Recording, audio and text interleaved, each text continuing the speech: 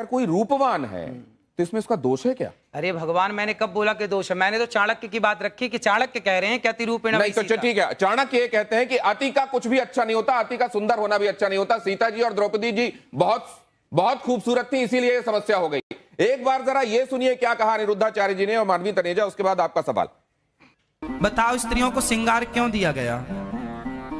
ताकि स्त्रियां उस श्रृंगार से सुंदर दिखें और उस सुंदरता से वो केवल अपने पति को रिझाएं, सिर्फ अपने पति को रिझाएं। मोहिनी है ना, पति को इतना मोहित करो अपने पति को कि आपका पति पर स्त्री गामी ना बनने पावे। मतलब कि अगर कोई पर स्त्री गामी हो रहा है तो उसमें भी बेचारी पत्नी का दोष ना।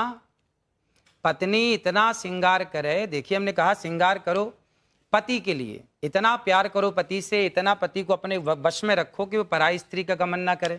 अच्छी तो कहा मैंने, क्या बुरा है इसमें? और सही बुराई ढूंढेंगे आप। बीमार हो या उनको कोई रोग हो, बेड पे हो, जो श्रृंगार ना कर पा रही तो हो, पति उसकी सेवा तो करे। उनका पति उनको छोड़ के चला जाए, किसी और स्त्री तो को आप देखे। अपने से बोल रही हैं, हमने तो बोला नहीं। नहीं मतलब इसका मीनिंग तो यही हुआ ना कि या तो श्रृंगार एक सेकंड, सिर्फ इतना नहीं, वो मजबूर नहीं है, बेड पे नहीं है, उसको घर में बहुत सारे काम हैं, सास ससुर की भी सेवा करनी है, बच्चे भी पालने हैं। अगर इसमें साज श्रृंगार का उसको वक्त ना मिल पाए तो पति को इस बात की छूट मिल जाती है कि ठीक है फिर चलिए बाहर। पर नारी पैनी छुरी तीन तरफ से खाए, धन हरे यौवन हरे और घोर नरक ले जाए। पराई नारी से बच के रहना चाहिए कुल मिला के। मानवी जी से अभी तक बात ही नहीं हो पाई है।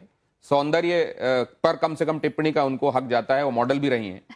मतलब किसी के साथ अगर कोई बहुत रूपसी है और उसके साथ कुछ अनहोनी हो जाए तो दूसरे वाले को ये कहीं से उद्धृत करने का भी एक मौका मिल सकता है कि देखिए वहां पर अमुक जगह ये कहा गया है कि उनके लिए भी सौंदर्य समस्या बन गया था, तो आपके लिए हो सकता है बन गया। नहीं देखिए, मैं तो ये बोलना चाहती हूँ कि मुझे चिंता का विषय क्या है कि इनके बहुत ज्यादा फॉलोअर्स हैं और जिस हिसाब से ये अपना टिप्पणी देते हैं या जिस हिसाब से ये सलाह देते हैं अपने फॉलोअर्स को, तो ये जो अनभक्त है उनको फॉलो करते हैं, तो समाज को ये कहाँ लेके जा रहे हैं, उस चीज का मुझे बहुत चिंता है। दूसरी बात, ये कहते हैं गाय के गोबर से आप फेशियल करें या आप उसका सेवन करें, तो आचार्य जी के हिसाब से तो डर्मेटोलॉजिस्ट नहीं होने चाहिए, स्किन स्पेशलिस्ट होना नहीं चाहिए, क्योंकि वो सारे के सारे इन्हीं के पास आए। इनके हिसाब से कोई कैंसर का डॉक्टर नहीं होना बात आप कह रही हैं। ये क्यों कह रही है बताता हूं मैं।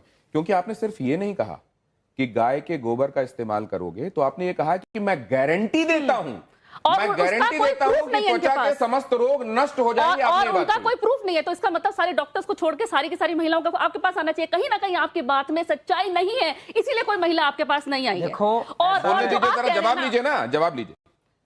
देखो ऐसा है, ये सारी बातें जो हम कह रहे हैं ना, ये अभी आप लोगों की समझ के परे हैं। जब आप शास्त्रों को पढ़ेंगे, सत्संग करेंगे, गाय के बारे में रिसर्च करिए, गाय के बारे में थोड़ा जानिए। भी नहीं होना चाहिए। गाय को आप जानते हैं, जो डॉक्टर गाय के बारे में क्या जानते हैं? तो गर्भधारण के लिए और इतनी बड़ी विडंबना है कि हम अपने भारत देश में बैठकर, जिस देश में मैया भागवत जी में लिखा, आप अभी मांग रहे थे ना, भागवत जी में लिखा है, मैं आपको दिखा सकता हूं प्रूफ।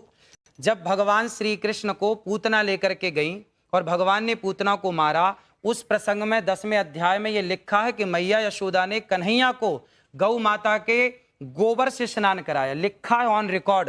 अब विडंबना देखिए कि भारत देश में बैठ करके गौ माता का प्रमाण इस तरह से देना पड़ रहा है। बिल्कुल नहीं, सवाल कुछ और है, आप कुछ और कह रहे हैं। और सुनिए, आपने कहा आप गारंटी की बात कर रहे हैं। हाँ, गारंटी। तो डॉक्टर्स क्या करेंगे फिर? भैया ने बोला ना कि लिखा हुआ दिखाओ।